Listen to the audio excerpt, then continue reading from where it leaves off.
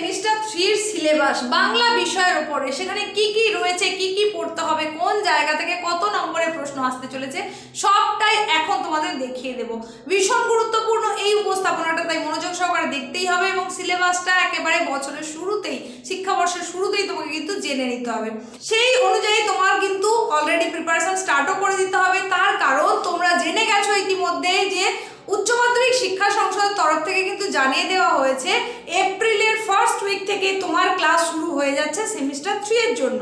শুধু তাই নয়, তাছাড়া তোমার সেমিস্টার 3 এবং সেমিস্টার 4 এই নিয়ে যে তোমার ক্লাস 12 তার প্রশ্নপত্র কিন্তু করবে WBCHSE বোর্ড।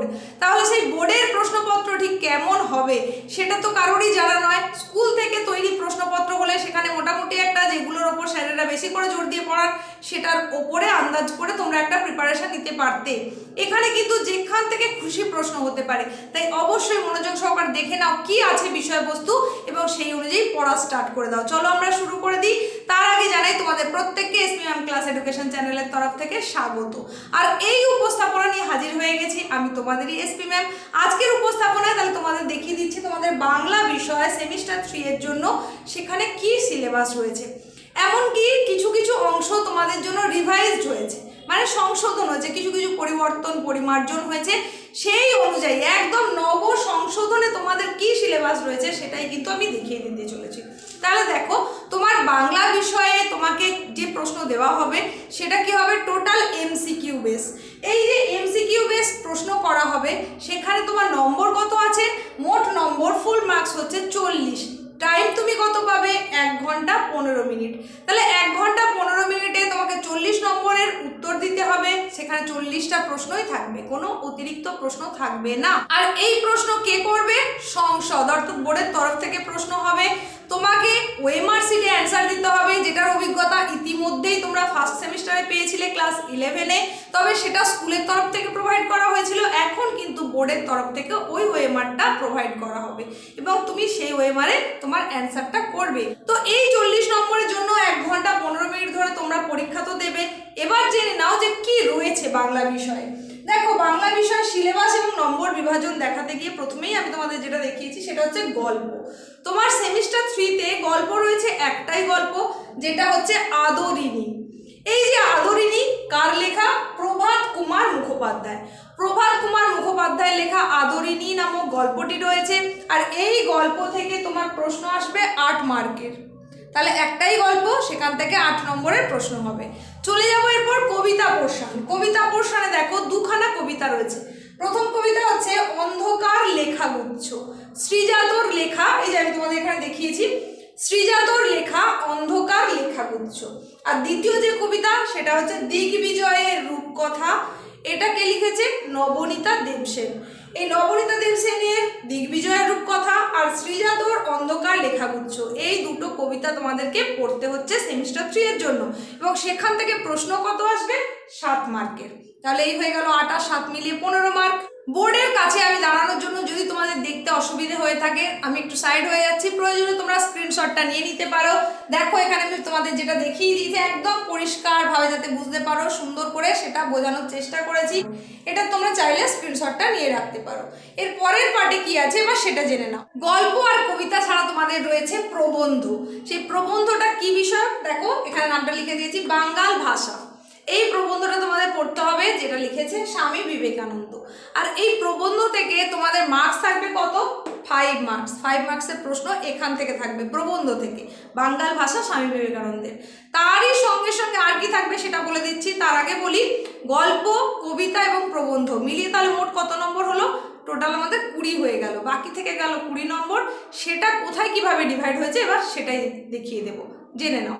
এরপর তোমাদের যে বিষয়টা রয়েছে সেটা জানানোর আগে বলি, তুমি যদি এসপি ম্যাম ক্লাস এডুকেশন চ্যানেলে প্রথম এসে থাকো তাহলে অবশ্যই চ্যানেলটাকে এখনই সাবস্ক্রাইব করো এবং পাশে থাকা বেল আইকনটাকে অল করে দাও এই ধরনের গুরুত্বপূর্ণ ক্লাসগুলো পাওয়ার জন্য।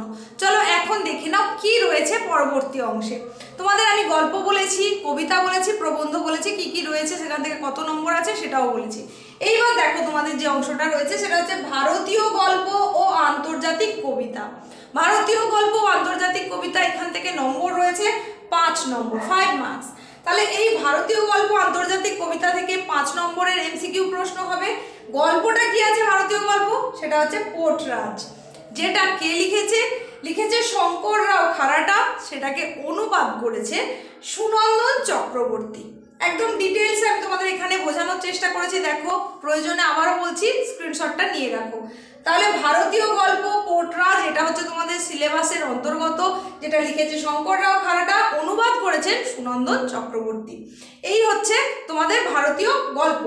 এরপরে রয়েছে আন্তর্জাতিক কবিতা। আন্তর্জাতিক কবিতা হিসেবে তোমাদেরকে যেটা পড়তে হবে, তোমাদের সিলেবাসে যেটা রাখা রয়েছে সেটা হচ্ছে তার সঙ্গে। এই আন্তর্জাতিক কবিতাটা পড়তে হবে, যেটা লিখেছে পাবলো নেরুদা, আর পাবলো নেরুদার লেখাটা অনুবাদ করেছে শক্তি চট্টোপাধ্যায়। এই হচ্ছে তোমার বিষয়বস্তু কি থেকে, ভারতীয় গল্প ও আন্তর্জাতিক কবিতা। তাহলে গল্পটা কি আছে, আন্তর্জাতিক কবিতা হিসেবে কি রাখা রয়েছে, সেটা সবটাই তোমরা জেনে নিলে। তাহলে এখানে পেলাম আমরা 5 নম্বর, আমার ছিল 20 নম্বর, এখানে আরও 5 নম্বর অ্যাড হলো, মানে 25 নম্বর। বাকি এখনও রয়েছে 15 নম্বর। তাহলে সেটা কোথায় রয়েছে এখন, তাহলে সেটাই দেখে নাও। নেক্সট যে পোর্শনটা তোমাদের রয়েছে সিলেবাসে, সেটা হচ্ছে ভাষা। আর এই ভাষা থেকে প্রশ্ন হবে 10 নম্বরের, মানে 10টা প্রশ্ন সেখানে থাকবে এমসিকিউ আকারে।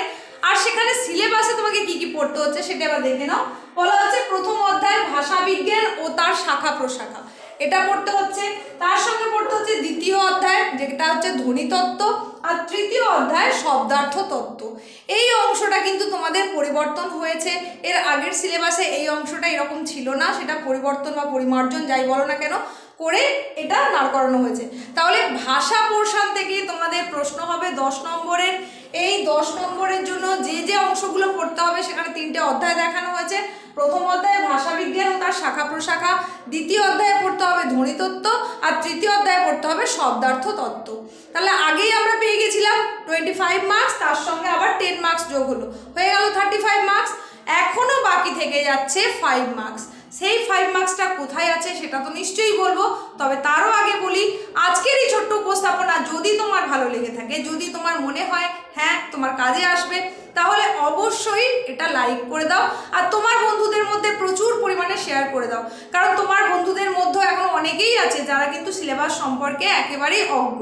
তাই সিলেবাসটাই যদি তোমরা না জানতে পারো শিক্ষাবর্ষের শুরুতে, সেক্ষেত্রে তোমাদের পড়াশোনার অনেকটাই অসুবিধে হবে। তাই সিলেবাসটা আগে পরিষ্কার করে বোঝা দরকার, সেই অনুযায়ী তোমার প্রিপারেশনটা নেওয়া উচিত। এখন চলে যাব বাকি 5 মার্কসটা তাহলে কোথায় আছে সেটাই বলার জন্য। এখন দেখে নাও বাকি যে 5 মার্ক থেকে গেছিল সেটা কোথা থেকে থাকছে। এই যে তোমাদের আমি দেখিয়েছি বাংলা ভাষা ও সংস্কৃতি, এই পোর্শন থেকেই তোমাদের বাকি 5 নম্বরের প্রশ্ন আসবে এমসিকিউ আকারে।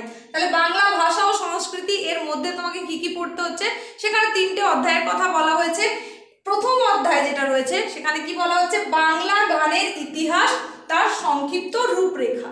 বাংলা গানের ইতিহাসের সংক্ষিপ্ত রূপরেখা দেখে নাও, আশা করি দেখতে পাচ্ছ সম্পূর্ণ বোর্ডটা। দ্বিতীয় অধ্যায়ে তোমাকে পড়তে হচ্ছে বাঙালির বিজ্ঞান চর্চার সংক্ষিপ্ত পরিচিতি, এবং তৃতীয় অধ্যায়ে পড়তে হচ্ছে বাঙালির ক্রীড়া সংস্কৃতির সংক্ষিপ্ত পরিচিতি। এই পোর্শন থেকে এইগুলোর ওপর বেস করে কিন্তু 5 নম্বরের প্রশ্ন আসবে তোমাদের জন্য। এই যে পোর্শনটা তোমাদের দেখাচ্ছি বাংলা ভাষা ও সংস্কৃতি, যেখান থেকে 5 নম্বরের প্রশ্ন আসবে, এটাও কিন্তু পরিমার্জন বা পরিবর্তন করা হয়েছে।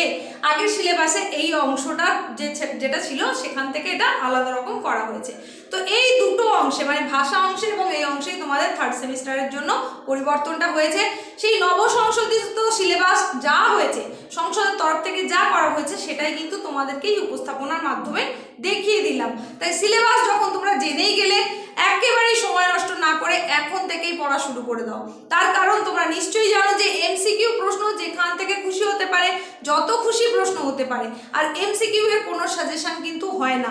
যদি কেউ তোমায় বলে থাকে যে 100% আমি তোমাকে অ্যাসিওর করছি তুমি কমন পাবেই এই সাজেশনটা পড়লে, আমি বলবো সেটা ভুল কথা। তাই এমসিকিউ এ যদি তুমি ভালো নম্বর আশা করে থাকো, 40-এর মধ্যে একটা ভালো মার্কস পেতে চাও, তাহলে তোমাকে কিন্তু এই শিক্ষাবর্ষের শুরু থেকেই সমান এফর্টটা দিয়ে রাখতে হবে।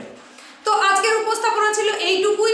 খুব তাড়াতাড়ি তোমাদের সঙ্গে আবার নতুন করে দেখা হচ্ছে নতুন কোনো উপস্থাপনার সঙ্গে। প্রত্যেকের সুস্থতা কামনা করে এখানেই শেষ করলাম। ভালো থাকো সকলে।